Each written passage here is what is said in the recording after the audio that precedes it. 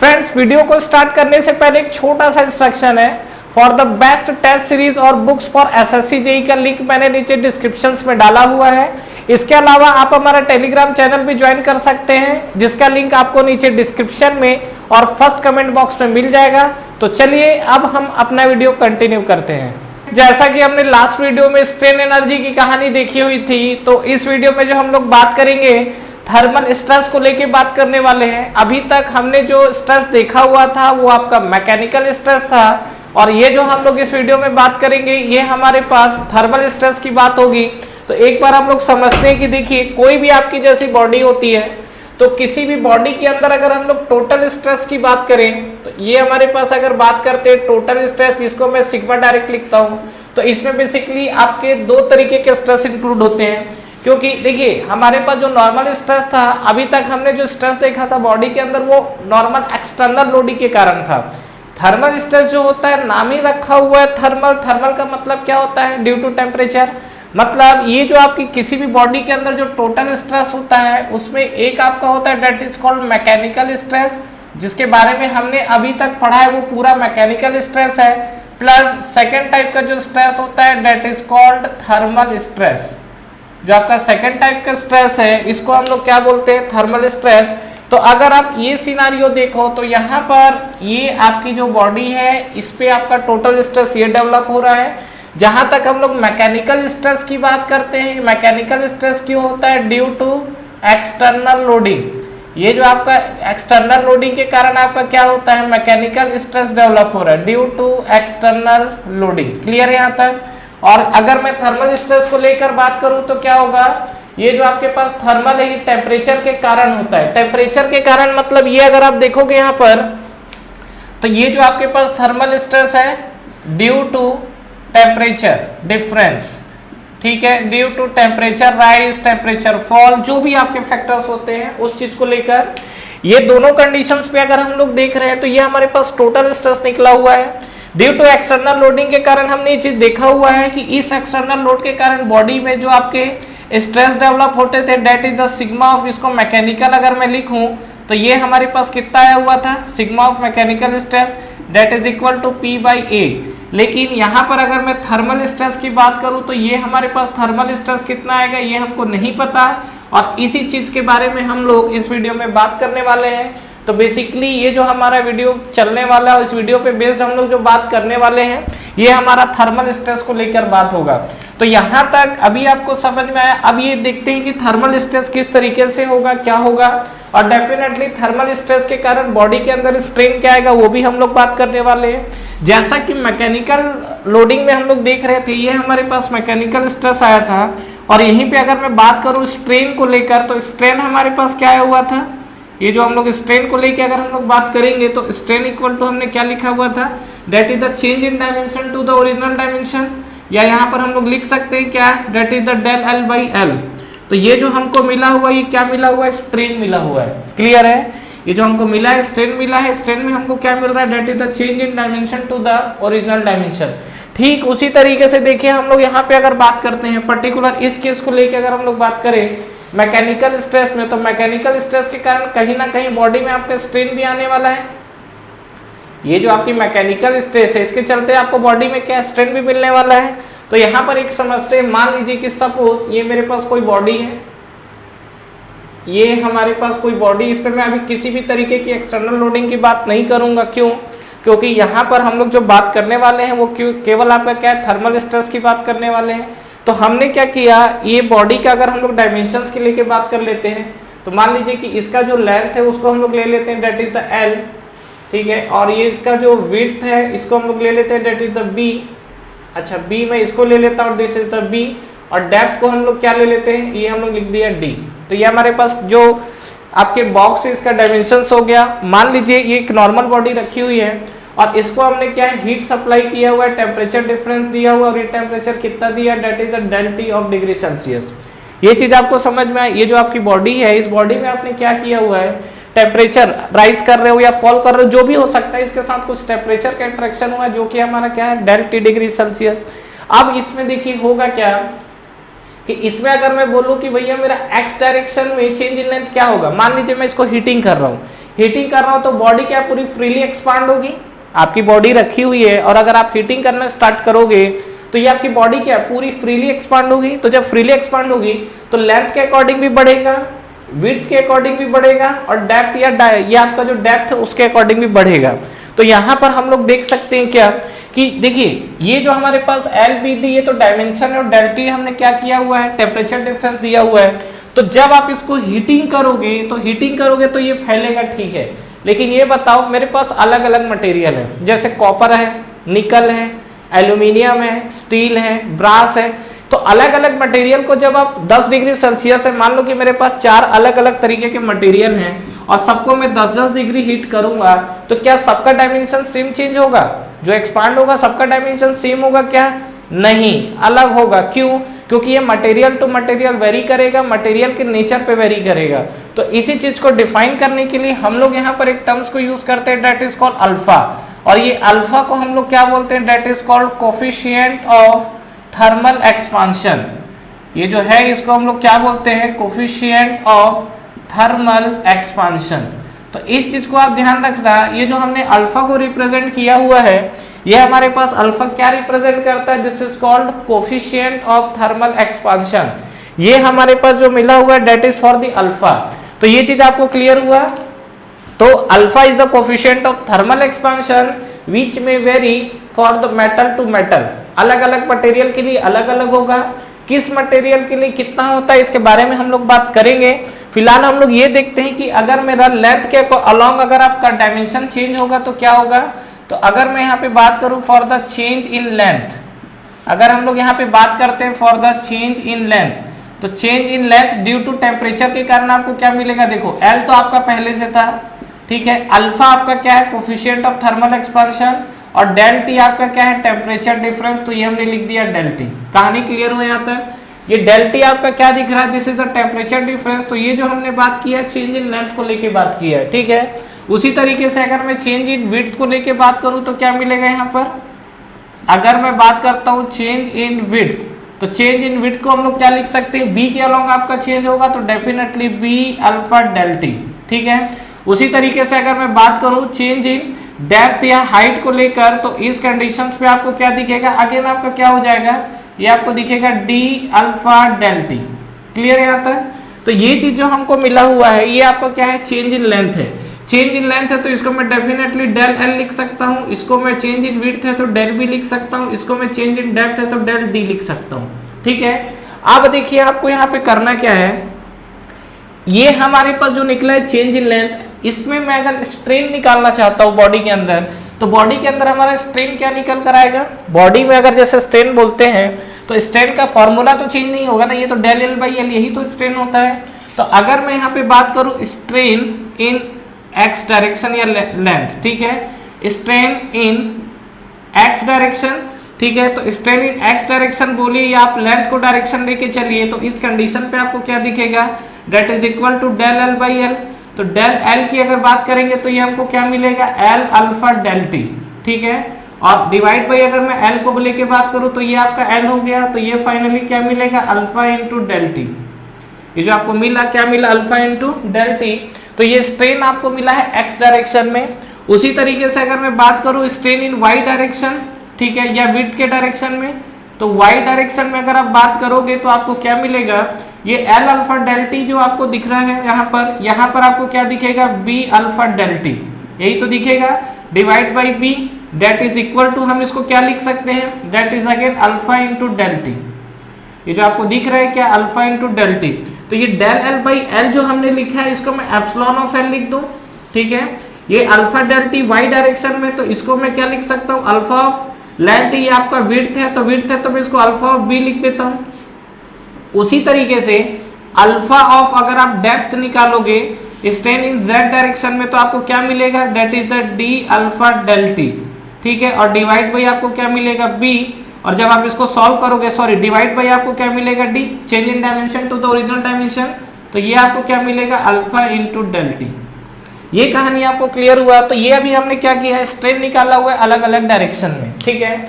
अब मुझे क्या है, किसी इस रेक्टेंगुलर बॉडी के लिए वॉल्यूमेट्रिक स्ट्रेन निकालने बोले तो क्या करना पड़ेगा?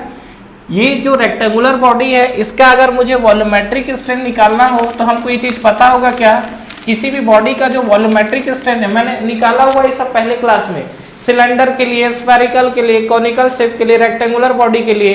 तो यहाँ पे अगर मैं बात करूं पर्टिकुलर इस केस में, तो टोटल वॉल्यूमेट्रिक स्ट्रेन अगर आप देखोगे यहाँ पर, this is called total volumetric strain.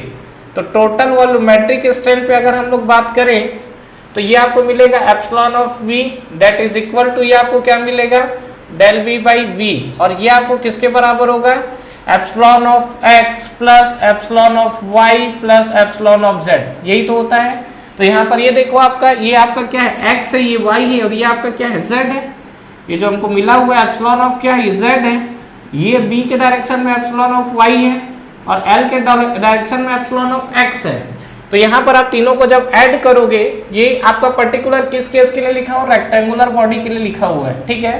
तो यहाँ पे हम लोग लिख सकते हैं दिस इज इक्वल टू, ये आप देखोगे तो del v by v equal to epsilon of x, और एप्सिलॉन ऑफ x को हम लोग लिख सकते हैं that is alpha into del t, ठीक है। उसी तरीके से l y डायरेक्शन में क्या होगा, again alpha into del t। उसी तरीके से आप z के डायरेक्शन में जाओगे तो क्या मिलेगा, अल्फा इंटू डेल t, यही तो होगा तीनों डायरेक्शन में आपका। तो जब आप इसको ऐड करोगे तो फाइनली आपको वॉल्यूमेट्रिक स्ट्रेन अगर आप देखोगे तो ये आपको दिखेगा क्या, this is equal to 3 times of alpha into del T. Clear है। अब जैसे मैं वॉल्यूम को लेके बात करूं, मतलब इस केस में अभी जो मैंने निकाला हुआ है this is the volumetric strain, ये जो हमने निकाला हुआ है ये हमारे पास वॉल्यूमेट्रिक स्ट्रेन आया हुआ है। और इस केस में अगर आपसे सीधा सीधा ये बोला जाए कि चेंज इन वॉल्यूम कितना होगा, तो इस केस में हम लोग सीधा ये निकाल सकते हैं क्या, चेंज इन वॉल्यूम। तो चेंज इन वॉल्यूम अगर मुझे कैलकुलेट करना होगा तो कुछ नहीं है, मुझे निकालना है डेल वी इक्वल टू क्या हो जाएगा, ये आपका हो जाएगा 3 times of alpha into del T into आपको मिलेगा v, ठीक है। और इस v की वैल्यू आप रख दीजिए यहाँ पर, तो डेल वी इक्वल टू क्या मिलेगा, 3 times of alpha del T, और जो वॉल्यूम है आपका, वॉल्यूम आपको क्या मिलेगा, एल बी टी। क्लियर है। ये जो वॉल्यूम आपको क्या मिला है, एल बी टी, तो एल बी टी हमने यहाँ टी रखो या आप डेप्थ रख लो जो आपको इच्छा हो, तो ये हमारे पास मिल गया। अगर मेरे पास बोलता है ये आपका किसके लिए था, ये आपका जो बॉडी जो आपको दिख रहा है उस शेप के लिए था, for the cube, for cube. तो क्यूब के लिए अगर मान लीजिए साइड हम लोग कंसिडर कर लेते हैं, साइड अगर ए है तो उस केस में अगर आप चेंज इन वॉल्यूम निकालोगे तो आपको क्या मिलेगा, definitely 3 times of alpha into del T तो आना ही है, और यहाँ पर आपको क्या मिल जाएगा, this is the A Q. तो ये जो हमको मिला है फ्रेंड्स, ये हमारा चेंज इन वॉल्यूम निकल कर आया हुआ है। तो अभी तक देखिए जो थर्मल स्ट्रेस की बात चल रही है, हमने अभी तक स्ट्रेस नहीं निकाला है, हमने अभी तक जो निकाला वो स्ट्रेन है। एक्चुअली स्ट्रेन निकालने का रीजन यही है कि यहीं से हम लोग कहीं ना कहीं स्ट्रेस की तरफ मूव करेंगे, ठीक है। तो ये जो चीज हमने बात किया है ये चीज आपको क्लियर है, तो यहाँ तक ये चीज को जरूर ध्यान रखिएगा, क्योंकि यहाँ पर ये जो भी टर्म्स को हमने लेके बात किया हुआ है ये हमारा पूरा का पूरा स्ट्रेन को लेके हम लोग बात कर रहे हैं, और ये स्ट्रेन की कहानी आप लोगों को क्लियर होगी, ठीक है। चलिए अब हम लोग इस पे बात करते हैं कि अगर ये हमारे पास कोई फ्रीली बॉडी रखा हुआ है, तो अगर मैं इसको हीट करता हूँ तो हीट करने के दौरान इस पे स्ट्रेस का क्या इफेक्ट आएगा, कितना स्ट्रेस डेवलप होगा। तो सबसे बड़ी बात यह है कि अगर मान लीजिए ये हमारे पास कोई बॉडी है, इसको जैसा कि हम लोग हीट कर रहे हैं, तो हीट करने के बाद अगर मैं स्ट्रेस को लेके बात करूं तो स्ट्रेस होता क्या है, देखिए जब आप किसी बॉडी को मैकेनिकल स्ट्रेस को हम लोग कैसे डिफाइन कर रहे थे, जब आपकी कोई बॉडी है उस बॉडी पे जब आप एक्सटर्नल लोडिंग लगा रहे थे तो वो मॉलिक्यूल क्या कर रहा था, उस एक्सटर्नल लोडिंग को रेसिस्ट कर रहा था, ठीक है। और जो रेसिस्ट कर रहा था डेट इज कॉल्ड इंटरनल, जो आपका रेसिस्टिंग फोर्स था उसी को हमने क्या नाम दिया था, स्ट्रेस दिया था। यहाँ पर फ्रेंड्स क्या है कि जब आप बॉडी को हीट करोगे तो बॉडी बिल्कुल क्या है, फ्रीली एक्सपांड हो रही है। यहाँ पर ये ध्यान रखना, ये बॉडी, ये कई बार आपसे एग्जाम से पूछा हुआ क्वेश्चन है, ठीक है। ये बॉडी जो है ये फ्रीली एक्सपांड हो रही है, और फ्रीली एक्सपांड का मतलब ये है कि इस बॉडी को जब आप हीट करोगे तो इसको एक्सपांड करने से कोई रोकने वाला नहीं है। ये जो आपकी बॉडी है, इस बॉडी को जब आप एक्सपांड हीट करोगे तो इसको एक्सपांड होने से कोई रोकने वाला फैक्टर नहीं है, ठीक है। और यही चीज आपसे बात करना है कि ये जो आपकी फ्रीली एक्सपांड है और कोई एक्सटर्नल फैक्टर इसको नहीं रोक रहा है, तो डेफिनेटली इस केस में आप देखोगे तो थर्मल स्ट्रेस यहाँ पर आपको क्या मिल जाएगा, that is equal to 0। That is the again very very important question, ये कई बार आपसे एग्जाम्स पे पूछा हुआ है कि अगर आपकी कोई बॉडी फ्री टू फॉल, देखो कोई बॉडी फ्रीली एक्सपांड हो रही है, उसमें आप किसी भी तरीके का देखो कोई रेस्ट्रिक्शन नहीं है, लेंथ के अकॉर्डिंग फ्रीली आप बढ़ सकते हो, बी के अकॉर्डिंग बढ़ सकते हो, डी के अकॉर्डिंग बढ़ सकते हो, तो डेफिनेटली यहाँ पर आपको थर्मल स्ट्रेस जीरो आएगा। मतलब कुल मिला के आप बोल सकते हो स्ट्रेस चाहे आप एल के डायरेक्शन में, लेंथ के डायरेक्शन में ले लो, या बी के डायरेक्शन में ले लो, या आप डेप्थ के डायरेक्शन में ले लो, या टी के डायरेक्शन में ले लो, ये सभी की जगह सभी के सभी स्ट्रेस पे आपको क्या मिलेगा, जीरो वैल्यू मिलेगी। This is called thermal stress. तो बात है थर्मल स्ट्रेस आएगा कहां पर, देखिए अगर आप थर्मल स्ट्रेस देखना चाहते हो तो मान लीजिए आपके पास कोई बॉडी है, ये इस तरीके की बॉडी, और एक बॉडी को हमने क्या है मतलब एक बार को लेके हमने दोनों एंड को फिक्स किया है। दोनों एंड को फिक्स करने के बाद अगर आप इस पे डेल टी मतलब टेम्परेचर डिफरेंस अगर आप डेल टी डिग्री सेल्सियस देते हो तो ये डेल टी डिग्री सेल्सियस के कारण क्या होगा, ये लेंथ के अकॉर्डिंग क्या होगा, एक्सपांड होने की कोशिश करेगा, लेकिन क्या ये एक्सपांड हो पाएगा, क्या नहीं हो पाएगा। क्यों? क्योंकि यहाँ पर इसको यहाँ से रिएक्शन मिलना स्टार्ट हो जाएगा। तो मैं बोलूंगा कि हाँ इस बॉडी में मेरा थर्मल स्ट्रेस डेवलप हो गया। क्लियर है? तो इस बॉडी में अगर जो थर्मल स्ट्रेस डेवलप होगा वो मेरे पास कितना आएगा, इस चीज को मुझे अभी कैलकुलेट करना है। डेफिनेटली इस बॉडी के अंदर आओगे तो आपको थर्मल स्ट्रेस डेफिनेटली मिलेगा, और ये कितना मिलेगा इस चीज को हमको अभी कैलकुलेट करना है। तो अभी हम लोग आगे इसी को कैलकुलेट करने वाले हैं। लेकिन अगर आपको इस तरीके का सिनारियो दिख जाए कि कोई आपकी बॉडी फ्रीली रखी हुई है, उसको आप डेल्टी डिग्री सेल्सियस से हीट कर रहे हो, तो उस बॉडी के अंदर जो स्ट्रेस डेवलप होगा वो कितना होगा, तो ये ध्यान रखिएगा, ये हमारे पास कितना मिल रहा है, थर्मल स्ट्रेस है that is equal to zero. Clear यहाँ तक? ये बहुत इंपॉर्टेंट क्वेश्चंस हैं, ध्यान रखेंगे। तो चलिए अब हम लोग क्या करने वाले हैं कि जो हमारे पास अल्फा की value, what is alpha, coefficient of thermal expansion. याद है मैंने आपको बोला था अलग अलग मटेरियल के लिए अल्फा की वैल्यू अलग अलग होती है। तो यहाँ पर हम लोग ये देखने वाले हैं कि जो आपकी अल्फा की वैल्यू है वो किस मटेरियल के लिए कितना निकल कर आता है। तो चलिए नेक्स्ट हम लोग बात करते हैं कोफिशिएंट, जो अल्फा की वैल्यू कितनी कितनी होगी अलग अलग मटेरियल के लिए। तो आइए एक बार समझते हैं, ठीक है। मेटल लिखते हैं और कोफिशिएंट ऑफ थर्मल एक्सपांशन लिखते हैं। यहाँ पर हम लोग लिखते हैं कुछ मटेरियल्स के बारे में, तो यहाँ पे हम लोग कुछ लिखते हैं मटेरियल जो भी हमारे पास है, और सेकेंड वैल्यू हम लोग लिखते हैं this is the coefficient of thermal expansion, coefficient of thermal expansion. और कोफिशिएंट ऑफ थर्मल एक्सपांशन की अगर हम लोग बात करें तो इसको हम लोग किससे रिप्रेजेंट करते हैं, अल्फा से। कोफिशिएंट ऑफ थर्मल एक्सपांशन जो है इसको हम लोग किससे रिप्रेजेंट करेंगे, अल्फा से। तो देखते हैं हमारा अलग अलग मटेरियल के लिए क्या क्या वैल्यू निकल कर आती है। तो यहाँ पर देखिए सबसे पहला पैरामीटर हम लोग लेते हैं किसके लिए, डायमंड मटेरियल के लिए। तो अगर हमारे पास डायमंड मटेरियल है तो इसके लिए हम लोग कोफिशिएंट ऑफ थर्मल एक्सपांशन जो लेंगे, तो यहाँ पर अगर मैं अल्फा को लेकर बात करूँ तो यहाँ पर अल्फा की यूनिट क्या होगी, डेफिनेटली पर डिग्री सेल्सियस। ठीक है, अब पर डिग्री सेल्सियस का मतलब या आप एमएम ले लो या मीटर ले लो, जो भी आपको डिपेंड कर रहा है। तो यहाँ पर फिलहाल हम लोग जो बात कर रहे हैं वो देखिए क्या होगा, इसका मतलब जो डायमंड है, डायमंड के लिए अगर हम लोग बात करें कोफिशिएंट ऑफ थर्मल एक्सपांशन का, तो 1.1 इंटू 10⁻⁻⁶ पर डिग्री सेल्सियस। ठीक है, अब ये आपका देखिए एमएम की बात करेंगे तो एमएम में जाएगा, मीटर की बात करेंगे तो पर मीटर। मतलब कुल मिला के ये है कि 1 डिग्री सेल्सियस अगर आप टेम्परेचर को राइज करते हो तो उसमें जो आपको डायमंड के अंदर जो एक्सपांड दिखेगा वो दिखेगा, और ये आपको दिख रहा है 10⁻⁻⁶, बहुत स्मॉल वैल्यू है ये। ठीक है, उसके आगे सेकंड की अगर हम लोग बात करें तो इसके बाद हमारा नेक्स्ट होता है इनवार। ठीक है, और ये जो हमारा इनवार होता है इसके लिए आप वैल्यू देखोगे तो ये हमारे पास होता है डेट इज द 1.2 इंटू 10⁻⁻⁶ पर डिग्री सेल्सियस। अब ये जो हमको इनवार दिख रहा है, ये इनवार ध्यान रखिएगा, ये एक बहुत ही बेहतरीन मटेरियल है जहां पर आपको थर्मल एक्सपांशन का इफेक्ट ना दिखे। इसका ये बोला जाता है कि थर्मल जो एक्सपांशन होता है वो ऑलमोस्ट नेग्लेक्ट होता है। ये बहुत इंपॉर्टेंट क्वेश्चन है, कई बार आपसे एग्जाम में पूछा हुआ है। और अगर आप देखेंगे तो ये आपके पास क्या है, निकल एल्यूमिनियम का अलॉय है। तो निकल का अलॉय है, ये आपसे कई बार एग्जाम में पूछा हुआ है, जिसको हम लोग क्या बोल रहे हैं, इनवार बोल रहे हैं। ठीक है, यहाँ तक। तो इसकी जो वैल्यू है डेट इज 1.2 इंटू 10⁻⁻⁶।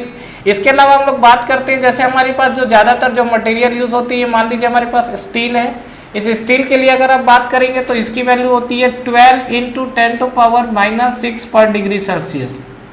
ये जो हमको मिला है ये हमारा स्टील का है। नेक्स्ट अगर हम लोग स्टील के बाद बात करते हैं तो हमारा क्या होगा, कॉपर मटेरियल। चलिए स्टील के बाद अगर हम लोग बढ़ते हैं तो कॉपर की बात करते हैं। कॉपर के लिए जो वैल्यू होती है डेट इज 16 इंटू 10⁻⁻⁶ डिग्री सेल्सियस। ये हमारे पास कॉपर का है। उसी तरीके से अगर आप बात करोगे ब्रास के लिए, तो ब्रास के लिए आपको मटेरियल क्या मिलेगा, this is equal to 20 into 10 to power -6 पर degree Celsius, 20 into 10 to power -6 पर डिग्री सेल्सियस, ये हमको मिला है ब्रास के लिए। और नेक्स्ट अगर हम लोग बात करेंगे फॉर दी एल्यूमिनियम, ठीक है, ये हमको बात करेंगे फॉर दी एल्यूमिनियम, और एल्यूमिनियम के लिए अगर हम लोग बात करेंगे तो 24 इंटू 10 टू पावर -6 पर डिग्री सेल्सियस। ये चीज़ें आपको समझ में आई, ये चीज़ें इंपॉर्टेंट है जो हम लोग मटेरियल और कोफिशिएंट ऑफ थर्मल एक्सपांशंस को लेके बात कर रहे हैं। और यहाँ पर जैसा कि हम लोग देख रहे हैं हमारे पास डायमंड है, इनवार है, देखिए स्टील, कॉपर, ब्रास, एल्यूमिनियम, मतलब डेफिनेटली अगर आप देखेंगे कोफिशिएंट ऑफ थर्मल एक्सपांशन, अगर आप 1 डिग्री सेल्सियस ये सब मटेरियल को अगर आप हीट करोगे तो इसमें थर्मल एक्सपांशन इतना दिख रहा है, जो कि सबसे ज़्यादा आप देख रहे हो टेबल पे एल्यूमिनियम का है। तो इस तरीके से आपका सिक्वेंशियल है, तो डेफिनेटली आपको इस चीज को याद रखने की तो जरूरत नहीं है, ये चीज आपको एग्जाम में दिया रहेगा, बट आपको जो याद रखना है वो क्या रखना है, ध्यान रखिएगा यहाँ पर, इसमें सबसे ज्यादा आपका कोफिशिएंट ऑफ थर्मल एक्सपांशन किसका आया हुआ है, एल्यूमिनियम का। उसके बाद बात करोगे तो कोफिशिएंट ऑफ थर्मल एक्सपांशन किसका आया हुआ है, ब्रास का। इसके बाद बात करोगे तो हमारे पास आया हुआ है किसका, कॉपर का। और इसके बाद हमारा आया हुआ है that is the alpha of steel. ये आपसे क्वेश्चंस एग्जाम में एक बार पूछा हुआ है और ये पूछ सकता है। आप कंफ्यूज होंगे एल्यूमिनियम कॉपर को लेके, सबसे ज्यादा आप कंफ्यूज होंगे। और ये भी बता दे रहा हूँ, हो सकता है ब्रास को तो इस कैटेगरी में रखे ही ना, आप इधर रखे, ठीक है। तो ये जो मैंने टेबल बना के आपको जो वैल्यू दिया, आपको ये फिर से बोल रहा हूँ, ये चीज आपको क्या है, जब भी आप क्वेश्चन सॉल्व करोगे तो डेफिनेटली एग्जाम में दिया रहता है, लेकिन ये टेबल से ये जो हमारे पास कंक्लूजन आया हुआ है, इस चीज को आपको डेफिनेटली मेमोराइज करके रखना, इन चीजों को। क्लियर है फ्रेंड्स, तो इस चीज को आप जरूर ध्यान रखिएगा। चलिए अब हम लोग यहाँ पे बात करते हैं क्या, जैसा कि अभी हमने स्ट्रेन को लेकर बात किया हुआ है, ठीक है। और अभी हमने स्ट्रेन में देखा क्या, लेंथ के अलोंग, डाया के अलोंग, और जो आपका थिकनेस या डेप्थ के अलोंग आपने देखा हुआ है। मान लीजिए कि सपोज एक एग्जांपल ये लेते हैं कि मेरे पास कुछ इस तरीके की बॉडी है, ये हमारे पास मान लीजिए ये हमारे पास एक बार है, ठीक है, ये बार है। और ये बार में अगर हम लोग बात करें तो ये हमारे पास लेंथ है और ये हमारे पास डाया है, मतलब यहाँ पे अगर हम लोग बात करेंगे तो ये हमारे पास डाया है, ठीक है। और यहाँ पे अगर हम लोग बात करेंगे तो ये हमारे पास क्या है, लेंथ है। और ये हमारे पास कहीं ना कहीं क्या है, ये बार का एक्सिस है, ठीक है। आप क्या कर रहे हैं, इस पे हम लोग डेल्टी डिग्री सेल्सियस हीटिंग कर रहे हैं, इसमें हम लोग क्या है, डेल्टी डिग्री सेल्सियस हीटिंग कर रहे हैं, ठीक है।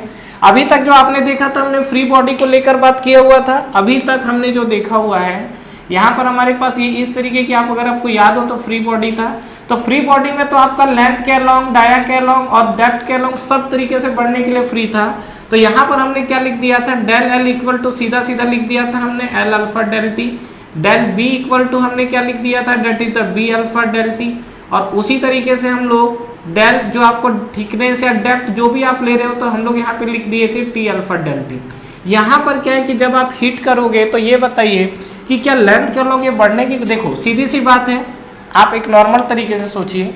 ये मान लीजिए कि ये मेरे पास कोई बॉडी और एक साइड से फ्री है, इसको मैं हीटिंग करना स्टार्ट किया डेल्टी डिग्री सेल्सियस। अब ये बॉडी किधर किधर से हीट होगी तो किधर किधर से एक्सपांड होगी, डेफिनेटली लेंथ के अलोंग भी यहाँ से देखोगे तो आगे बढ़ेगा। और ये अगर डाया है तो डाया के अलोंग भी देखोगे तो यहाँ से आगे बढ़ेगा। मतलब ये बॉडी लेंथ के अलोंग भी बढ़ने के लिए फ्री है, डाया के अलोंग भी बढ़ने के लिए फ्री है। लेकिन यहाँ पर आपने क्या किया है, रेस्ट्रिक्शन लगा दी है। तो जब आपने यहाँ पे रेस्ट्रिक्शन लगा दिया है तो पहला चीज, जितना ये डाया बढ़ना है वो तो बढ़ना ही है, लेकिन ये जो लेंथ बढ़ना था, ये लेंथ नहीं बढ़ेगा तो ये भी डाया को और एडिशनल देगा। मतलब आप इस केस में बोल सकते हो पहला चीज कि जो मैं चेंज इन डाया लूंगा, ध्यान देना क्या बोल रहा हूँ, इस केस में अगर कोई मुझसे पूछे कि भैया इस केस में चेंज इन डाया कितना होगा, तो चेंज इन डाया का आप क्या वैल्यू निकाल सकते हो, चेंज इन डायमीटर कितना होगा। तो सबसे पहले तो आप बोलोगे कि भैया डाया के अकॉर्डिंग फ्री होने के लिए, एक्सपांड होने के लिए फ्री है, तो यहाँ पर हमने लिख दिया that is the D alpha del T, लिख दिया। ये आपका डाया के अलोंग क्या फ्री है, तो यहाँ पर हमने लिख दिया डी अल्फा डेल टी। अब आप आगे बात करोगे डेट इज द प्लस। अब प्लस क्यों होगा, क्योंकि जो लेंथ के अलोंग फ्लो होना था वो तो हुआ नहीं, तो लेंथ वाला भी क्या करेगा, ऊपर की तरफ फ्लो करेगा। जो लेंथ वाला डायरेक्शन है ये भी क्या करेगा, ऊपर की तरफ फ्लो होगा। तो ये पैरामीटर कितना आएगा, ये पैरामीटर की अगर बात करेंगे तो ये पैरामीटर आपको कितना दिखेगा। तो चलिए इसी चीज को हमको समझना है यहाँ पर, तो हम एक टेबल के थ्रू भी समझ सकते हैं, अदरवाइज आप यहाँ पे डायरेक्ट भी दिखना चाहें तो डायरेक्ट भी लिख सकते हो। तो जैसे अगर मान लीजिए टेबल के हेल्प से अगर हम लोग आगे बढ़े तो आपको दिख सकता है क्या कि मान लीजिए हमारे पास डेल एल के अलोंग आपका कितना बढ़ रहा है, कितना आपको फ्री लेंथ आपको मिलेगा। यहाँ पे अगर बात करें तो यहाँ पर आपका होना चाहिए क्या, change in dimensions, change in dimensions, और एक साइड आप देख सकते हो क्या जो हमारे पास रिएक्शन आएगा, ठीक है। तो इसमें अगर बात करेंगे तो देखो जो लेंथ के अलोंग अगर आप बात करोगे तो लेंथ के अलोंग आपको चेंज इन डायमेंशन कितना दिख रहा है, ये जो लेंथ है डेल एल, ये क्या है, लेंथ है। लेंथ के अलोंग आपको होना चाहिए था एल अल्फा डेल टी, लेकिन यहाँ पे क्या हुआ, आपको रिएक्शन ही मिल गया। तो रिएक्शन आपको कितना मिला, minus L alpha del T, यही तो आपको रिएक्शन मिला। तो इस केस में अगर आप देखोगे तो लेंथ के अलोंग आपका टोटल आपका जो डिफॉर्मेशन है डेल एल आपको कितना मिल गया, 0। तो जब आप इसको ऐड करोगे तो फाइनली आपको डेल एल मिलेगा। और उसी तरीके से डेल डी की अगर हम लोग बात करें तो ये बताओ डेल डी के साथ क्या होगा। डेल डी में अगर चेंज इन डायमेंशन को लेके बात करें तो हम लोग यहाँ पर क्या लिख सकते हैं, that is the D alpha del T. जो डेल डी हमने लिखा हुआ है इसको हम लोग क्या लिख सकते हैं, डी अल्फा डेल टी। और रिएक्शन को लेके अगर हम लोग बात करेंगे तो रिएक्शन हमको कितना मिलेगा, क्या डी के अलावा कोई रिएक्शन मिल रहा है, नहीं, आपको तो इसका इम्पैक्ट मिलेगा ना। तो याद रखिए हमारे पास म्यू इक्वल टू क्या होता है, म्यू इक्वल टू आपका होता है lateral strain divide by longitudinal strain, यही तो होता है। तो अगर आप यहाँ पे क्या निकाल रहे हो, लेटरल निकाल रहे हो, डेल डी के लिए अगर आप बात करोगे तो लेटरल निकाल रहे हो, तो माइनस म्यू इंटू क्या हो जाएगा, लॉन्गिट्यूडनल। तो यहाँ पे आप ये माइनस का साइन है तो यहाँ पर आपका आ जाएगा माइनस ऑफ म्यू, और लॉन्गिट्यूडनल इसका क्या हो जाएगा, डी अल्फा डेल टी। यही तो आपको रिएक्शन मिलेगा यहाँ पर। तो यहाँ पे अगर आप बात करोगे तो आपको कुल मिला के जो कंक्लूजन आपको दिखेगा यहाँ पर, तो एक आपको दिख रहा है डी अल्फा डेल टी, और यहाँ पर आपको क्या दिख रहा है, माइनस। अच्छा, माइनस म्यू वाला जो टर्म्स है यहाँ पर ये हमने जो यूज किया हुआ है, तो डेफिनेटली ये चीजों को और एक्सपांड कर रहा है। ये जो आपका रिएक्शन है तो ये वैल्यू क्या बनेगी, प्लस। क्यों बनेगा, क्योंकि डी अल्फा डेल टी तो यहाँ से जो फ्रीली एक्सपांड हुआ, और जो ये आपका एडिशनल हिट किया जो इतना नहीं बढ़ पाया, तो ये भी आपको क्या करेगा, और ये बार को डायाकेलॉग एक्सपांड करेगा।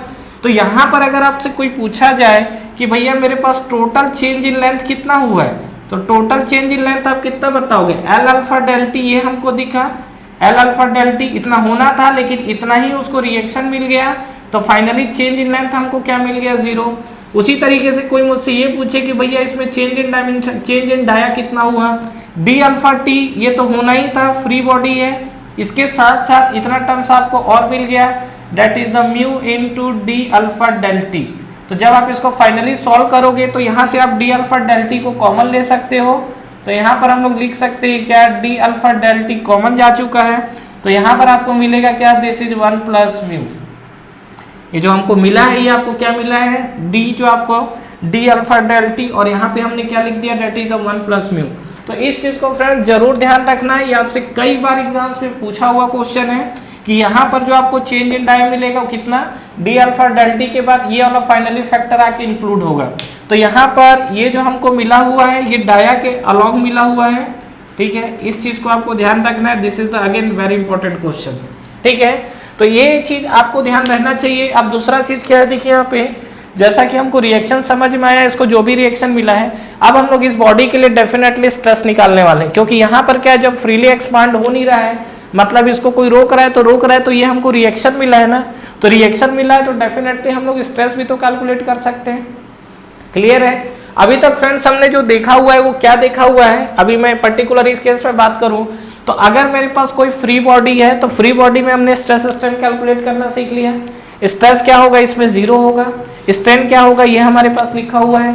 और मेरे पास अगर इस तरीके की बॉडी है जो आपका, जहां पर आपका क्या है, रिएक्शन आ रहा है, स्ट्रेन आएगा, स्ट्रेस आएगा, तो डेफिनेटली स्ट्रेन भी हमने देख चुका है यहाँ पर, और यहाँ पर अभी हम लोग स्ट्रेस नहीं है। तो अब हम लोग देखते हैं कि इस तरीके की बॉडी में किस तरीके से स्ट्रेन आ सकती है, क्योंकि इसमें भी अगर आप जाएंगे तो अलग अलग केस बनेंगे। किस तरीके के केस बन सकते हैं, पहला तो ये आपने टोटली रेस्ट्रिक्ट कर दिया है, दूसरा ये भी केस तो हो सकता है ना कि इनके बीच में कुछ गैप रहे, मतलब ये बार का जो एंड है और जो लास्ट वाला जो एंड सपोर्ट है उनके बीच में कोई गैप रहे, उसके चलते भी तो बॉडी में कुछ स्ट्रेस आ सकता है। तो इस चीज को आप जरूर समझिएगा, और इस चीज के बारे में ही मैं बात करने वाला हूँ। तो लेट हम लोग कंसिडर करते हैं क्या, थर्मल स्ट्रेस 3 अलग अलग केस के लिए, और उसमें हम लोग देखते हैं कि क्या क्या चीजें होने वाली है। तो फिलहाल हम लोग यहाँ पर जो थर्मल स्ट्रेस की बात हो रही है, तो हालांकि हमने चैप्टर का नाम जरूर लिखा हुआ है थर्मल स्ट्रेस, लेकिन अभी हमने थर्मल स्ट्रेस कैलकुलेट नहीं किया है। अभी तक हमने जो कैलकुलेशन देखा है वो स्ट्रेन को लेके देखा है। हाँ, थर्मल स्ट्रेस जो आपकी जो फ्री बॉडी होती है उस फ्री बॉडी के लिए हमने स्ट्रेस निकाला देखा हुआ है। जो हमारे पास फ्री बॉडी होती है उस फ्री बॉडी के लिए हमने क्या है स्ट्रेस कैलकुलेशन देखा है, जो कि आपका क्या आया था, डेट इज इक्वल टू 0। तो आइए हम लोग देखते हैं कैलकुलेशन ऑफ थर्मल स्ट्रेस। तो नेक्स्ट हमारा पैरामीटर है, this is the calculation of thermal stress. Calculation of thermal stress, ठीक है। तो इस सिनारियो पे हम लोग बात करते हैं। तो इस पे हमारे पास 3 केस हो सकते हैं।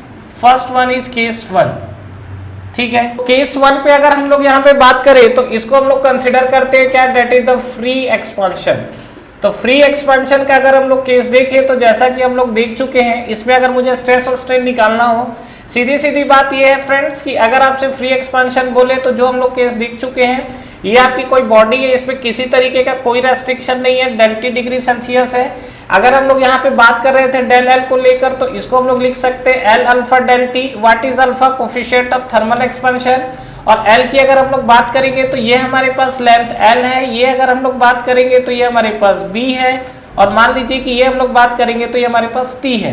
तो del L equal to L alpha del T, उसी तरीके से डेल बी इक्वल टू मिलेंगे तो ये हम लोग बोल सकते हैं क्या, बी अल्फा डेल टी। और उसी तरीके से डेल टी इक्वल टू बोलेंगे तो क्या हो जाएगा, टी अल्फा डेल टी। तो ये चीज आपको समझ में आया, ये चीज हमने फ्री एक्सपांशन को लेके बात किया है। और डेफिनेटली इसमें अगर मैं थर्मल स्ट्रेस की बात करूं तो फ्री एक्सपांशन के लिए जो थर्मल स्ट्रेस होता है डेट इज 0, मतलब हम लोग लिख सकते हैं sigma L equal to sigma B equal to sigma of T that is equal to 0, ठीक है। तो ये आप बहुत ध्यान रखिएगा, हालांकि ये चीज मैं अभी डिस्कस कर चुका हूँ, लेकिन स्पेशल केस में मैं आपको ये चीजें अगेन डिस्कस कर दे रहा हूँ। तो ये हमारे पास केस 1 था फ्री एक्सपांशन के लिए। नेक्स्ट हम लोग सेकंड बात करते हैं क्या, when the bar is restricted in one direction, ठीक है। तो ये हमारे पास फ्री एक्सपांशन केस 1 था। नेक्स्ट हम लोग बात कर रहे हैं केस 2, और केस 2 के अंदर अगर आप देखोगे तो आप क्या देख सकते हो यहाँ पे, when the bar is restricted, when the bar is restricted in one direction, when the bar is restricted in one नहीं both direction करो, both direction। अच्छा, वन डायरेक्शन का मतलब आप सिंगल डायरेक्शन ही लेके चलो, ज्यादा सही है। when the bar is restricted in one direction, अब वन डायरेक्शन का मतलब क्या, का मतलब आप ये समझ लीजिए कि अगर ये आपका कोई बार है और ये बार के अगर मैं बात करूँ, ये यहाँ पर देखिए दोनों एंड फिक्स है, ठीक है, दोनों एंड फिक्स है। लेकिन अगर आप बात करोगे तो एक डायरेक्शन इसका रेस्ट्रिक्ट किया गया है, that is the X direction. Y direction के लिए फ्री है, जेड डायरेक्शन के लिए फ्री है। समझ में आ रही है चीजें। तो ये जो आपको जो रेस्ट्रिक्शन अगर दिख रहा है when the bar is restricted in one direction का मतलब केवल एक डायरेक्शन को रेस्ट्रिक्ट किया है। अब देखिए, मान लीजिए कि सपोज ये जो बार है इसको हमने डेल्टी डिग्री सेल्सियस पे हीट किया है। दूसरा चीज बात कर लेते हैं, alpha is the coefficient of thermal expansion for the bar material. अगर मैं इसका डायमेंशंस को लेके बात करूं तो मान लीजिए कि इसका जो डायमेंशन है ये हमारे पास L है, और यहाँ पर इसका जो डायमेंशन ये हमारे पास क्या है, D है। तो अगर मैं इस केस को लेकर अगर बात करूं तो चीजें क्या हो सकती है, यहाँ पर मुझे थर्मल स्ट्रेस निकालना है टोटल डिफॉर्मेशंस की अगर मैं बात करूं यहाँ पर, तो टोटल डिफॉर्मेशन में क्या होगा, एक तो आपका आएगा डेल ऑफ जो आपका क्या है थर्मल स्ट्रेस के कारण फ्रीली होना चाहिए, डेट इज आप बोल सकते हो that is called axial deformation. ये जो है इसको हम लोग क्या बोलते हैं, that is the axial deformation. Plus ये आपको मिल सकता है डेल ऑफ क्या है, जो रिएक्शन के कारण आपको डिफॉर्मेशन आएगा। डेफिनेटली देखो ये आपका एक्सियल डिफॉर्मेशन क्या होगा, देखते हैं हमारा ये आपका क्या टेम्परेचर के कारण है। डेल ऑफ टोटल कुल मिला के आप देखोगे तो टोटल डिफॉर्मेशन आपको 0 मिल रहा है। एक्सियल डिफॉर्मेशन की बात करोगे और रिएक्शन की बात करोगे, एक्सियल डिफॉर्मेशन आपको कितना मिलेगा, अभी हमने देखा क्या यहाँ पर लेंथ क्या long del L equal to देखे तो हम देख चुके हैं क्या ये कितना आता है, एल अल्फा डेल टी, यही आता है। तो यहाँ पे हम लोग लिखते हैं that is the L alpha del T, ठीक है, प्लस डेल ऑफ रिएक्शंस की अगर बात करें तो क्या होगा, तो ये जो आपके पास रिएक्शंस को लेके अगर हम लोग बात करेंगे तो ये हमारे पास होता क्या है, देखिए जब ये आपका क्या होगा फ्रीली एक्सपांड होगा, तो एक्सपांड तो हुआ नहीं तो ये यहाँ से क्या करेगा, रिएक्शन प्रोवाइड करेगा। तो ये रिएक्शन हमने क्या ले लिया है, R। तो यहाँ पे अगर हम लोग बात करेंगे तो इसको हम लोग लिख सकते हैं क्या, P के जगह यहाँ पे हमने लिखा R, ये आपका हो जाएगा L divide by A into E। यही तो हमारा रिएक्शन के कारण डिफॉर्मेशन। और दूसरा चीज माइनस साइन, क्यों, क्योंकि रिएक्शन आपका अंदर की तरफ अपोजिट लग रहा है, जिस डायरेक्शन में फ्रीली एक्सपांड हो रहा है रिएक्शन क्या है, उसके अपोजिट लग रहा है। तो यहाँ पर हमने क्या है, ये रिएक्शन के चलते जो डिफॉर्मेशन आया उसको मैंने लिखा हुआ है। अब समझिए यहाँ पर ये जो पोर्शन आपको मिला हुआ है, जैसे हमने बात किया यहाँ पर जीरो को लेकर, तो जीरो इक्वल टू आपको क्या मिल जाएगा यहाँ पर, चलो इसको इधर ट्रांसफर ही कर दो, तो ये हमको मिल जाएगा R L upon A E equal to, ये अगर पोर्शन बात करोगे तो ये आपको क्या मिलेगा, that is the L alpha del T, यही तो होगा, this is equal to L alpha del T. अब यहाँ से देखिए आपको करना क्या है, सीधी सी बात है, आपको निकालना, अगर आप आर निकालना चाहते हो तो आर इक्वल टू हमारे पास क्या हो जाएगा, देखो एल से एल की कहानी तो खत्म है, यहाँ से आप देखोगे तो क्या मिलेगा आपको, देखो अल्फा डेल टी ई ए। और अगर आप थर्मल स्ट्रेस निकालना चाहते हो तो आर बाई ए आपके पास क्या हो जाएगा, स्ट्रेस आर बाई ए, और R by A equal to आपको क्या मिलेगा, this is equal to thermal stress. और जो थर्मल स्ट्रेस आपको यहाँ पर मिलेगा, इस चीज को हम लोग क्या लिख सकते हैं, that is equal to E alpha del T, E alpha del T. तो फाइनली हमको थर्मल स्ट्रेस मिल चुका है, जिसका हमें बहुत बेसब्री से इंतजार था। और ये जो ई अल्फा डेल टी है, ये कितना इंपॉर्टेंट है, इस चीज का बयान अभी आपको इधर तो नहीं किया जा सकता, लेकिन यहाँ से कितने तरीके से क्वेश्चंस पूछे जाते हैं इस चीज को समझिएगा। अगर आपकी बॉडी फ्रीली टू एक्सपांड है तो वहां पर हम लोग लिख सकते हैं क्या, that is the E alpha thermal stress zero. अगर आपकी बॉडी के ऊपर डेफिनेटली थर्मल स्ट्रेस आ रहा है तो यहाँ पर हमने देखा ई अल्फा डेल टी। अगर आप इस चीज में गौर कर रहे हो तो आपको एक बहुत ही इंपॉर्टेंट चीज दिख रहा होगा, ये हमने लेंथ के अलोंग निकाला है, लेकिन यहाँ डायमेंशंस कहीं दिख रहा है आपको, एल कहीं है, कहीं डी भी नहीं है। कुल मिला के यहाँ से मुझे एक चीज समझ में आ रहा है कि जो थर्मल स्ट्रेस होता है वो डायमेंशंस पे डिपेंड नहीं करेगा। Thermal stress is the independent of the dimensions of the body. किस पे डिपेंड कर रहा है, यंग मॉडुलस ऑफ इलास्टिसिटी। तो यहाँ से अगर मैं पैरामीटर को डिफाइन करना चाहूँ तो यहाँ से मैं दो चीजें लिख सकता हूँ। ये अगर मैं बात करूँ यहाँ पर, तो यहाँ पर हम लोग दो चीजें लिख सकते हैं। फर्स्ट वन क्या लिख सकते हैं, क्या, जो थर्मल स्ट्रेस है it is the depends on, ये हम लोग लिख सकते हैं क्या, it is the depends on young modulus of elasticity, it is depends on young modulus of elasticity, पहला चीज। दूसरा, इट इज इंडिपेंडेंट ऑफ, दूसरा चीज हम लोग क्या लिख सकते हैं, it is independent of dimensions of the body, independent of dimensions of the body. ये चीज को आप जरूर ध्यान रखिएगा। ये जो मैंने पॉइंट लिखा हुआ है that is the very very important point. First जो आपको पॉइंट मिला हुआ है, it is the depends on young modulus of elasticity, और सेकेंड चीज it is independent of dimensions of the body, मतलब इसका लेंथ, डाया, विड्थ, ये सब जो भी है। फिलहाल अगर सर्कुलर बार की बात करें तो लेंथ और डाया को लेके बात हो रहा है, तो ये आपका इस पैरामीटर पे तो डिपेंड नहीं करेगा, ठीक है। तीसरा केस हमारे पास क्या हो सकता है, अगर मैं इस बार को पार्शियली एक्सपांड होने दूं, ये जो हमारे पास बार है, इस बार को हम लोग क्या है पार्शियली एक्सपांड होने देते हैं, तो केस 3, अगर हम लोग थर्ड केस को लेकर बात करें तो केस 3 यहां पर हम लोग क्या लिख सकते हैं, when the bar is partially restricted in one direction. यहां पर हम लोग लिख सकते हैं क्या, when the bar is partially restricted in one direction, partially restricted in one direction. अगर ये केस हमको मिला तो इस केस में हम लोग क्या लिख सकते हैं, when the bar is partially restricted in one direction. तो एक डायरेक्शन में अगर हमारा बार को पार्शियली रेस्ट्रिक्ट किया जाए तो उस केस में हमको सिनारियो क्या मिल सकता है, देखते हैं। मतलब ये आपको सिनारियो मिलेगा कुछ इस तरीके से, ये आपके पास बार है कुछ इस तरीके से, और यहाँ पे अगर हम लोग बात करें तो ये हमारे पास जो बार है, तो ये मान लीजिए कि यहाँ पर पार्शियली रेस्ट्रिक्शन के लिए इसको कुछ स्पेस मिला हुआ है, और यहाँ पे जैसा कि अगर हम लोग बात करें तो ये मान लीजिए कि इसका जो लेंथ है वो लेंथ हमारे पास कितना है, ये एल है, और ये वाला जो पोर्शन है, ये पोर्शन हमारे पास कितना दिख रहा है, लैम्डा, ठीक है। और यहाँ पे अगर मैं टेम्परेचर डिफरेंस को लेकर बात करूं तो ये हमारे पास मिलेगा that is the del T degree Celsius, ठीक है। और अल्फा इज द क्या है, coefficient of thermal expansion of the body. तो यहाँ पे अगर मैं बात करूँ इस केस में तो ये बताओ यहाँ पर आपका क्या था, डेल टी टोटल ऑफ 0 आपने लिखा था, लेकिन यहाँ पर डिफ्लेक्शन के लिए आपको लैम्डा स्पेस मिला हुआ है, तो डेफिनेटली आप डेल टोटल की जगह लैम्डा लिख दो, बाकी आपकी कहानी सेम है। मतलब मैं यहाँ पर लिख सकता हूँ क्या, डेल ऑफ जो टोटल हमको डिफॉर्मेशन मिलेगा, तो पहला हम लोग लिख सकते हैं that is the del of axial deformation plus यहाँ पर हम लोग लिख सकते हैं क्या, डेल ऑफ जो आपको रिएक्शन मिला हुआ है। तो del of total deformation plus del of reactions की बात करें तो टोटल डिफॉर्मेशन आपको जो मिला है वो कितना मिला हुआ है, लैम्डा, तो यहाँ पर हमने लिख दिया लैम्डा। एक्सियल डिफॉर्मेशन डेफिनेटली आपको कितना मिलेगा, एल अल्फा डेल टी, और प्लस रिएक्शन आपको क्या मिलेगा, जब यहाँ पर जाएगा तो यहाँ पे आपको फाइनली रिएक्शन मिलेगा आर। तो इस रिएक्शन को अगर आप पुटअप करोगे तो आपको फाइनली क्या मिलेगा, आर। यहाँ पे अगर हम लोग बात करेंगे तो इसको हम लोग लिख सकते हैं एल अपॉन ए इंटू ई।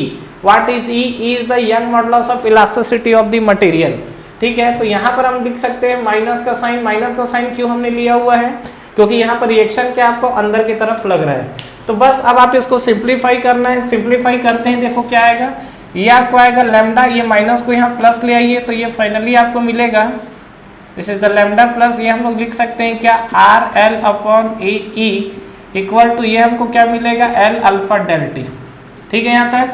तो यहाँ पे अगर मैं बात करूँ जैसे, तो मुझे क्या निकालना है, थर्मल स्ट्रेस, मतलब आर बाई ए निकालना है। तो आर बाई अगर ए निकालना है तो क्या करते हैं, इसका मल्टीप्लाई कर दो यहाँ पर, ठीक है। तो एक काम कीजिए, पहले हम लोग लैम्डा को इधर ट्रांसफर कर देते हैं। मैं यहाँ पर आर बाई ए निकालना चाह रहा हूँ, क्या होगा, पहले देखो एल अल्फा डेल टी ये आया, लैम्डा को इधर ट्रांसफर किए माइनस ऑफ लैम्डा, और आर बाई ए रह गया, तो यहाँ पर हम लोग लिख सकते हैं this is the E by L, और ये आपके पास फाइनली मिल चुका है, that is the thermal stress. तो यहाँ पर मैं इस केस में थर्मल स्ट्रेस जब आपका क्या है, पार्शियली रेस्ट्रिक्ट हो जाए, तो यहाँ पर हम लोग लिख सकते हैं L alpha del T minus of lambda into E by L. तो ये जो हमको मिला हुआ है ये हमारे पास है थर्मल स्ट्रेस, ये जो हमको मिला हुआ है ये हमारे पास क्या है, thermal stress of the body. और किसी भी बॉडी के लिए अगर मुझे थर्मल स्ट्रेस कैलकुलेट करना हो इस केस में, तो डेफिनेटली अगर ये सिनारियो होता है तो देखते हैं हमारा क्या क्या चीजें दिख सकती है। मान लीजिए कि आपने लैम्डा को 0 कर दिया, ठीक है। यहाँ पे हम लोग देखते हैं क्या, पुट लैम्डा इक्वल टू 0। तो लैम्डा इक्वल टू जब 0 पुट कर दोगे तो आपको ये समझ में आ रहा है आप केस 2 में पहुंच जाओगे। अगर आप लैम्डा इक्वल टू 0 पुट कर दोगे तो आपको ये चीज क्लियर है कि आप केस 2 में आ जाओगे। तो केस 2 में अगर आप आ गए तो लैम्डा इक्वल टू 0 आप देखो यहाँ पर आना चाहिए वही expression, sigma of T H equal to आपको क्या मिल जाएगा, देखो एल अल्फा डेल टी, ये तो हमको मिलना ही है, इंटू ई बाई एल। तो ई बाई एल आपको ये मिल गया, जब आप सिंप्लीफाई करोगे तो एल से एल की कहानी खत्म है, और फाइनली आपको क्या मिल गया, ई अल्फा डेल टी। देखो ई अल्फा डेल टी आया हुआ है, ठीक है। तो ये आपका वो कंडीशन है जब आपका क्या है, यहाँ पर लैम्डा इक्वल टू आपका क्या हो जाए, 0 हो जाए। यहाँ से जो मैंने 3 चीजें आपको बॉक्स में डाली हुई है, आपको फाइनली जो चीज याद रखना है, ये चीजों को याद रखना है, ये चीजें इंपॉर्टेंट है। और जो तीनों में भी अगर आप बोलेंगे जो सबसे ज्यादा इंपॉर्टेंट है, that is the very very important thermal stress के लिए। और अगर आपको यहाँ पे बोलता है लैम्डा, अगर आपको मान लीजिए कुछ पार्शियल अगर आपको दिया हुआ है कि पार्शियली रेस्ट्रिक्टेड का मतलब कुछ पोर्शन एक्सपांड हो सकता है, उसके बाद बॉडी पे आपका क्या आएगा, रिएक्शन आएगा, तो उसके अलावा अगर हम लोग उसके अकॉर्डिंग मूव करेंगे तो यहाँ पर ये हमको जो मिल रहा है that is the thermal stress. Clear है? तो फ्रेंड्स इस चीज को जरूर ध्यान रखिएगा। तो यहाँ पर हमने देखिए जो बात किया हुआ है थर्मल स्ट्रेस को लेकर बात की है, और जो थर्मल स्ट्रेस में हमने जो देखा हुआ है, एक तो हमारा क्या है, फ्रीली है, फ्रीली एक्सपांड है, एक हमारा एक डायरेक्शन में रेस्ट्रिक्टेड है, और एक हमारा क्या है, पार्शियली रेस्ट्रिक्टेड है। तो ये 3 केस में हमारे पास 3 अलग अलग सिनारियो आए हुए हैं, ठीक है। और थर्मल स्ट्रेस अगर फ्रीली एक्सपांड होगा तो डेफिनेटली फ्री के लिए आपको क्या मिलने वाला है, 0। तो ठीक है फ्रेंड्स, आई होप आपको ये वीडियो क्लियर हुआ होगा। इस वीडियो में जो हमने बात किया हुआ है, हमने थर्मल स्ट्रेस को समझा हुआ है, उसके बाद स्ट्रेन कैलकुलेट करना सीखा, उसके बाद हमने थर्मल स्ट्रेस को कैलकुलेट करना सीखा है, और बीच में हमने जो अल्फा निकाला हुआ था that is the thermal coefficient of action, coefficient of thermal expansion, अलग अलग मटेरियल्स के लिए हमने अलग अलग देखा हुआ था। Thank you so much for watching this video. Friends इस वीडियो को लाइक करिए, ज्यादा से ज्यादा फ्रेंड्स के साथ शेयर करिए, और अगर आप इस चैनल पे नए हैं तो चैनल को सब्सक्राइब करना ना भूले, बेल नोटिफिकेशन जरूर प्रेस करिएगा, जिससे जो भी लेटेस्ट अपडेट है वो आप तक पहले पहुंचे। इसके अलावा आप हमारा टेलीग्राम चैनल भी ज्वाइन कर सकते हैं, जिसका लिंक नीचे आपको डिस्क्रिप्शन में और फर्स्ट कमेंट बॉक्स में मिल जाएगा। Friends, for the best test series और बुक्स फॉर एसएससी जेईई का लिंक भी नीचे आपको डिस्क्रिप्शन में मिल जाएगा। तो ठीक है फ्रेंड्स, तैयारी करते रहिए। Wish you all the best.